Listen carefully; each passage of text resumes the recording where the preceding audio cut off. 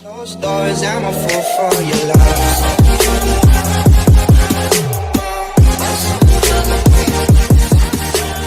Hey everybody, it's Zach, aka Zach's Reviews. We are back again with another video, and guys, today's video is that I've been asked a lot to show my favorite movies and show I guess my favorite movies of certain series of movies. And I chose to do today Spider-Man movies. Of course, I don't have Venom here. I did like that movie, but I never bought it. There's a lot of moments where I watch a movie and I think I'll buy it, and I just never get around to buying it. I'll get around to buying it at some point. But as of right now, these are all the Spider-Man movies that I have. I have all of them except Venom. And this is the chronological order the movies came out in, with Spider-Man 1, Spider-Man 2, Spider-Man 3, Amazing Spider-Man 1, Amazing Spider-Man 2, Spider-Man Homecoming, Spider-Verse, and then we have Far From Home. So these are all the movies that I have. I'm going to be telling you guys of, my favorite ones to my, of course, my least favorite ones. That's what the video is about today. So I'm going to show you guys in order of, my favorite movies to my least favorite Spider-Man movies. And we're going to count down to 3, and I'll show you guys in what order I like, my Spider-Man movies in, of my favorites to my least favorites. And I'm going to explain why I think, why I think, my favorite ones are my favorite ones, and why I think my favorite ones are my least favorite ones. But without further ado, we're going to get into it in 3, 2, 1, right? Hey guys, so these are my favorites to my least favorites, guys. I can't wait to explain why I have the order the way it is. Just so everybody knows, I'm a fan of every version of Spider-Man that we've ever had. Of course, there are some, nitpicks here and there, but overall, I think everybody, I think Tobey, Andrew, Tom, everybody that has played Spider-Man has done a phenomenal job playing Spider-Man, and I love all of them. I grew up with pretty much all of them. I grew up with, the Sam Raimi Spider-Man with Tobey. I grew up with, of course, Andrew Garfield, and I grew up, of course, with Tom Holland as of right now. So I just want to go through why I have it in the order that I have it, of, my favorites to my least favorites. But I mean, by least favorites, I mean, all of them are pretty much good to me in a way, except, Amazing Spider-Man 3, that has a lot of flaws. And when I get to that, I'll get to that. But without further ado, we're going to start off with, Spider-Verse. The reason I have Spider-Verse first is the fact of it is that Spider-Verse literally changed everything. It changed the way of how I look at Spider-Man. And also, it paved the way of great, animation, great score, great, just the look of it, and just the feel and the feeling I had when I watched it.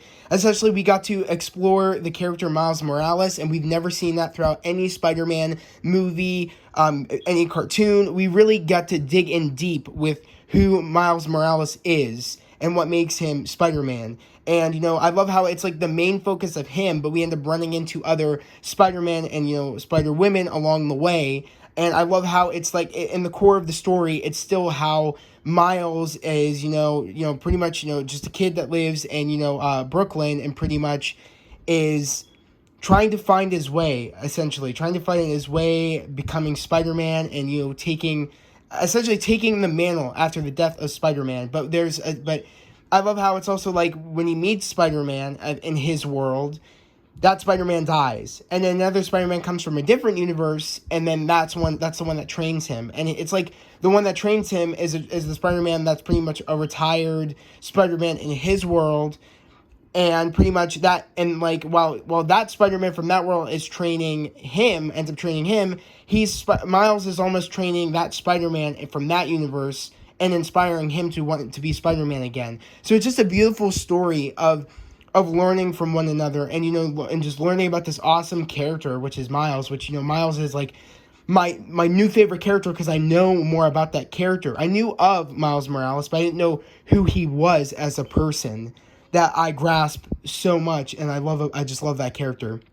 So that's why I'm putting that over all the other Spider-Man movies, because I just love that Spider-Man movie so much. It made me fall in love with the character. It made me just love the lore of Spider-Man even more, and it just is I just love the basis of the movie, saying that anybody can wear the mask, and that's such a great saying, and it's such a great lesson to learn, is that it doesn't matter who's underneath the mask, you can be a hero.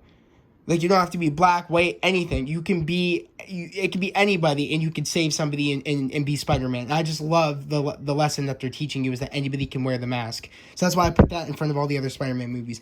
But secondly on the list, it's Spider-Man 2. I love Spider-Man 2. Literally, the Sam Raimi movies got me into Spider-Man, literally. And I remember seeing the first Spider-Man movie, saying, oh my god, I love this movie, like, Spider-Man's such a sick character. I love how he's making a suit and doing everything, and I'm learning about the character. I'm falling in love with the character. I was like, this is such a sick movie. I can't wait to see what they're going to do in the second one. But when I saw the second one, it changed the game, guys. I kid you not. For the time of, we got X-Men and everything, but when this movie came out, I can't remember if X-Men came out or Spider-Man came out first, but when this movie came out, the second movie, it changed the game of Marvel movies at the time.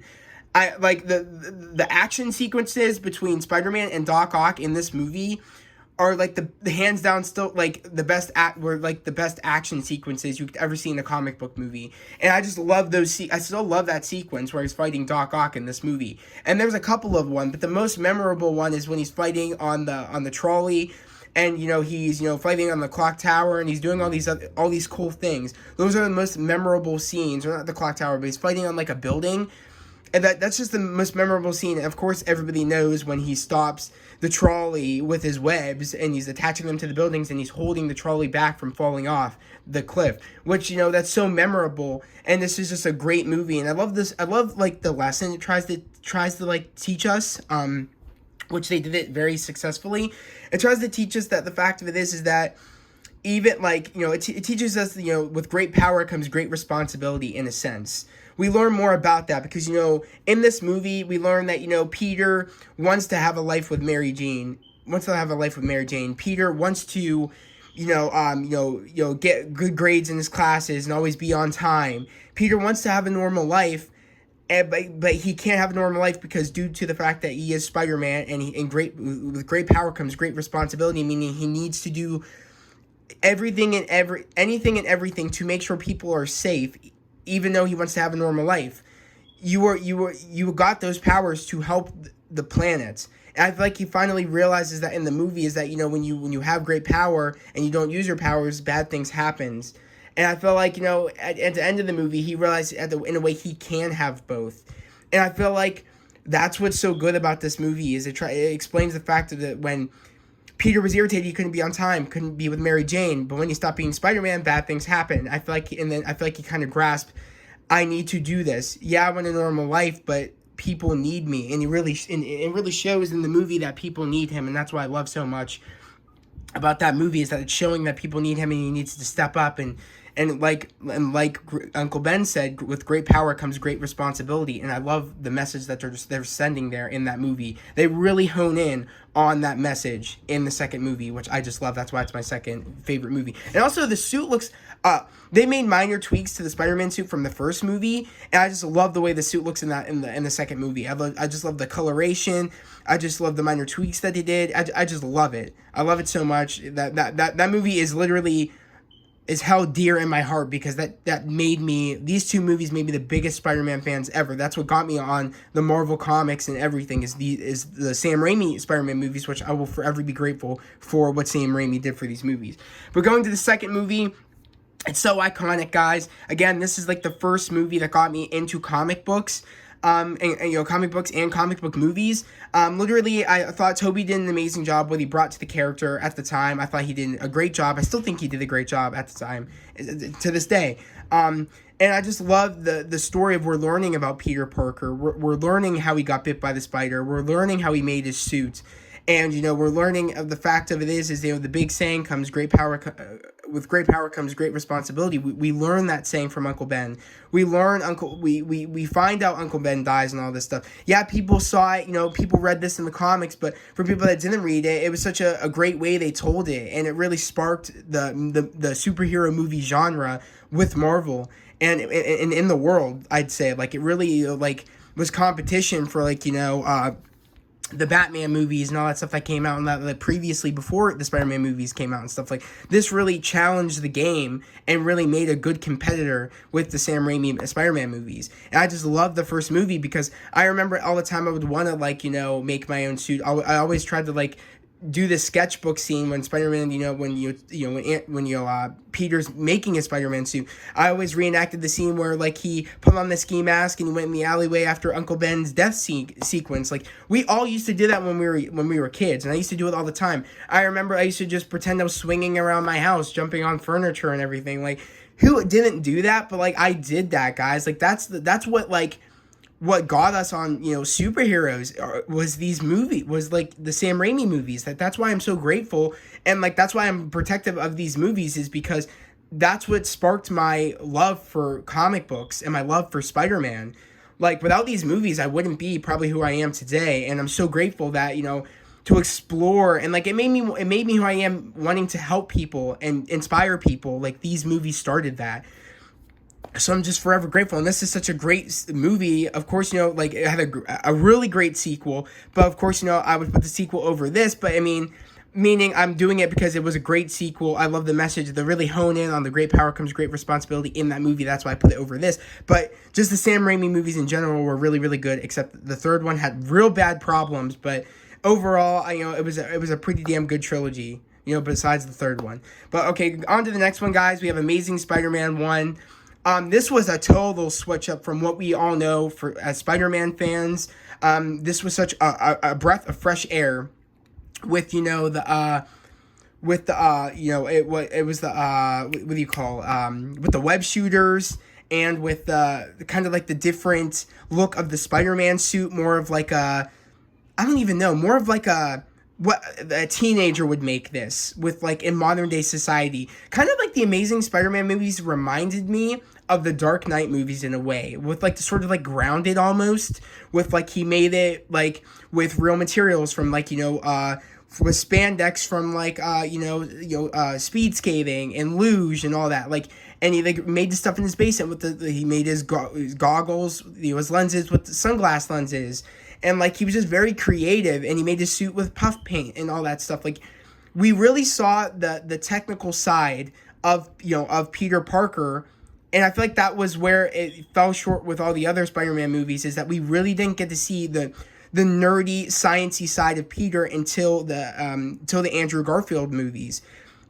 And I feel like that's what stands out over, Spider-Man 2 and Spider-Man 1, is the fact that when, they really brought something fresh to the Amazing Spider-Man, movies. Like, they brought, Peter being more of a science geek and they really honed in on showing that, on him, using his brain into making all these gadgets, becoming Spider-Man. And that's the one thing I love, is them really showing the sciencey side of Peter Parker in this. I mean, yeah, I think Andrew Garfield does an amazing job playing Spider-Man. I love his quippiness. That's iconic Spider-Man, when he's very quippy. And, when we saw, Andrew swinging around the city as, Spider-Man, the acrobatic movements felt so Spider-Man like off the, like it came off the comics. It was just so good. Like, it was just like, it just felt good. It felt nice to see that. Like, I was just so happy. I mean, when you look at, the amazing, the regular Spider-Man movies, the suit looks like the suit from the comic book. But when you look like this looks like the newer comics that we're getting of Spider-Man and everything, where it's just, we see more of the sciencey side, more of Peter building things, building this web shooters, building the suit, and it looks all realistic and looks cool, and you want to build the web shooters and do all those fun sequences and all that stuff. Like, that movie, and the cinematography in this movie, like, the CGI was really good. Like, I would say, like, this movie, like, is the Amazing Spider-Man movies in general are very stunning movies, literally. Like, I think they're super, super stunning. And the fact of it is that, like, I think, like, like, out of all the Spider-Man movies, these are visually stunning, the Amazing Spider-Man movies, because it feels like the Spider-Man video game, the Spider-Man PS4 video game that we got. Like, it feels like we're in the world of Spider-Man when I watch the Amazing Spider-Man movies. It's something about it, but I didn't feel like we were in the world of Spider-Man when I was watching, the Sam Raimi movies. I didn't feel like I was in the world of Spider-Man when I was watching, the Far From Home movie and stuff like that. Like, in Homecoming, I felt like we were actually in the world of Spider-Man, because we saw the science part of Peter. We saw the we saw the world being built with the characters, and like we saw Oscorp Tower. We heard, just, it felt like the world of Spider-Man. That's the, like, they really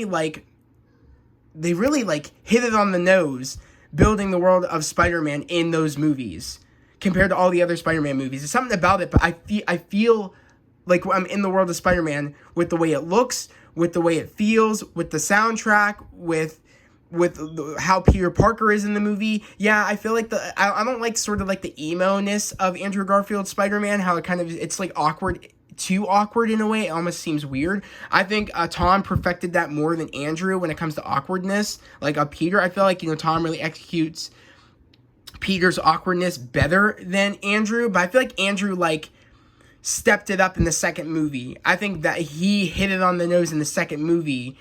How the right awkwardness for Peter, but in the first movie it seemed too awkward in a sense. But so that's why I think he did perfect it like Tom did in this in the second movie. I think Andrew perfected it like Tom did. So I think, in my opinion, I think Andrew and Tom are the best Spider-Mans we've ever had when it comes to acting like Peter and when it comes to acting like Spider-Man. I mean, I was gonna say, Tobey executed it very well, acting like Spider-Man, but I think his Peter Parker, I just didn't believe, because he just looked too old, and it just felt like he was trying too hard in a sense. I think his Spider-Man is executed very well, but him being Peter Parker, he does not nail it that well compared to Tom and and Andrew. Yeah, so that's where I think it falls flat, but he executes Spider-Man well, Tobey. But on to the next one, guys. We have Spider-Man Homecoming. I was a big fan of, Tom's Spider-Man when we first got him in Civil War. I liked how he felt like Spider-Man in a way, but he didn't feel too young. I liked that version of Spider-Man that we got in Civil War, how I was like, okay, he seems like a young kid, but he seems like he is Spider-Man. I feel Spider-Man when I see him swinging and he's talking. I was like, okay, I'm down for this. Homecoming came out. I heard that, I liked it at the time. Over time, I saw flaws in the movie over time. I ended up, I don't really like the whole... My main problem with Tom's Spider-Man is the whole flip-flopping back and forth to, I want to be an adult, I want to be Spider-Man, I don't want you to pretty much spoon feed me, literally. I want to be on my own, and I want to be Spider-Man. And then there was moments where he's like, I want to be a kid, I need help, this and that. I don't like the flipping back and forth to, I want to be Spider-Man, I want to be a kid, I want to be Spider-Man, I want to be a kid. I don't like that. That's like the biggest flaws of Tom's movies, is that they make him flip-floppy like that, and it's just so annoying when it doesn't make sense for the storylines he goes through for him to flip-flop back and forth. Because we go from Civil War, him knowing that he can, be an Avenger, do things on his own, because he said, you saw something in me, Tony. You wanted me to fight Cap. Like, I'm ready for the big leagues. I should be an Avenger, this and that. And then he fights Vulture. He's like, oh my God, Tony, you were right. I want to stay low to the ground. Next thing, Infinity War happens. He helps Iron Man go up into space, and he helps fight and defeat Thanos. He ends up getting dusted, and Far From Home, he wants to be a kid again. And then it's just like, it's too flip floppy, and it's like, dude, people sacrifice their lives to bring you back, and you want to be a kid again. And that's just annoyed me. And I was just thinking, whatever. So that's why, I put this here, because I love the way. Because this is coming off of Civil War, and I love the way they still have that Spider-Man that wants to be Spider-Man, doesn't want to be a kid, wants to do the right things, and the most excited thing for him to do and get the highlight of his day we see in this movie is him when he leaves school and he gets to do Spider-Man things. That's what makes me happy. That's what makes me love Spider-Man and made me love Spider-Man, is the fact that that's like the best part of his day in a sense, is being Spider-Man, doing Spider-Man things and helping people. And I love that aspect of that. He didn't want to be a kid. He wanted to do Spider-Man things. He wanted Tony to see he wasn't a kid and he could do and help out and do these things. But I just love the way they dress Peter in this movie too. It just seems so Peter Parker. Especially, I love the Spectacular Spider-Man cartoon series, and the first outfit he wears in this movie looks just like the Spectacular Spider-Man cartoon series Peter that he wears in the show, in the cartoon series, which I just love that they paid homage to that almost. And it just made me feel like I was watching the Spectacular Spider-Man series, but if it was a live movie almost. It made me feel that way, and I just loved that new fresh take that we got of Spider-Man, but a little bit younger, and I liked it. And I still do like that movie. It's like my favorite. I would say it's like up there again with my favorite Spider-Man movies. So that's why I put it there, because it's still a special place in my heart, because that really, it gave me a fresh take on the modern era of Spider-Man, where he's a little younger now, where he, and we just see more of that teenager side of things, of the young teenager side of things, and I do enjoy that. And I do enjoy that he didn't want to be a kid, and he wanted to do Spider-Man things. But of course, and that's why I put that there on my number 4 or number 5 on the list of my favorite Spider-Man movies. Next thing you know, there is Far From Home. I'm sorry, but this movie does not compare to this movie. This movie is way more interesting, way more entertaining, a better story than this movie. I just didn't really like this movie. I mean, I did at the time, but even when I was watching it in the theaters, when I saw it opening night, I was like, it had a different taste in my mouth almost. I was like, this does not feel like this is the predecessor to this. I was like, this feels very awkward. Like, I understand that there was things that changed in the story to make it feel like this, but I was just like, it felt weird almost. I was like, this just doesn't feel as funny. It just doesn't feel as good almost. I just think that movie is better than this movie, and I don't like how you'd think for a person that at the end of the movie is like, okay, I want to stay low to the ground for a second, and then we think, oh my god, he wants to help Tony out in Infinity War. He wants to be a man now. He's Spider-Man now. Okay, let's go. Oh, people sacrifice their lives, and now, he'd want to be a kid again after. Like, that doesn't make sense.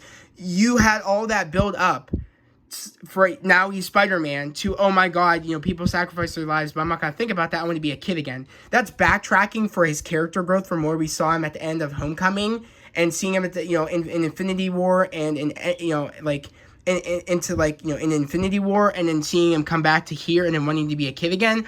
I just thought that was like, they ruined his story right when he started saying, I want to be a kid, blah, blah, blah, blah, blah. I want to take a break.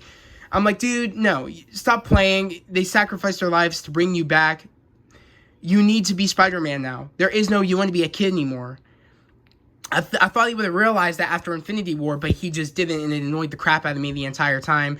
And the whole, I don't know, the whole Mysterio thing and everything, I don't know, it just didn't feel, the whole movie felt weird in a way, until, the last sequence, it started picking up where we ended up finding out Mysterio's bad, when I already knew Mysterio was bad, because everybody knew, and they were wondering how they were gonna play it in the movie, because everybody knew Mysterio is a bad character, so, but, by the time, the end, when we end up finding out that, Mysterio is bad, and, he has the Edith glasses, and then Peter has to take it from him and stop everything from happening.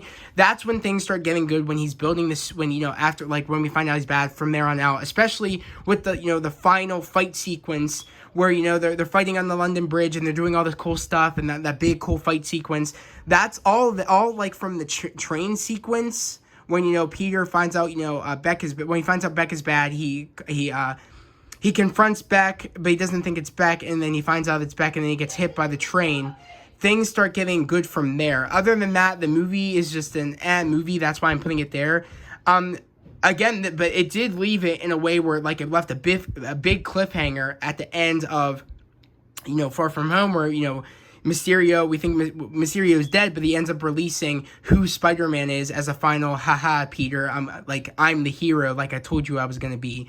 So, this movie is a little really slow, really, until, the final act of the movie, but it does give a big, holy shit moment at the end of the movie, which, I'm happy that they set up there, because I feel like it's going to set up even greater Spider-Man movie, at least I hope it does, where he's not complaining, I want to be a kid, this, and that, because as we see him at the end of this movie, I feel like he kind of realizes he needs to do things on his own now, and he needs to be Spider-Man, when we end up seeing he knows he can't, have somebody like Tony, like, to watch over him and do things. He needs to be his own man, his own Spider-Man. I feel like we realize that when he's building his own suit, when he's, dealing with Mysterio on his own in a way, where he's swinging through the city at the end of the movie. It's like, that is Spider-Man now. You're no longer Spider-Boy, you're Spider-Man. Let's go, let's get this. So I feel like, especially since his secret's out, I feel like there is no more room for him wanting to be a kid anymore. He needs to be Spider-Man. And I'm super excited to see where No Way Home takes us with,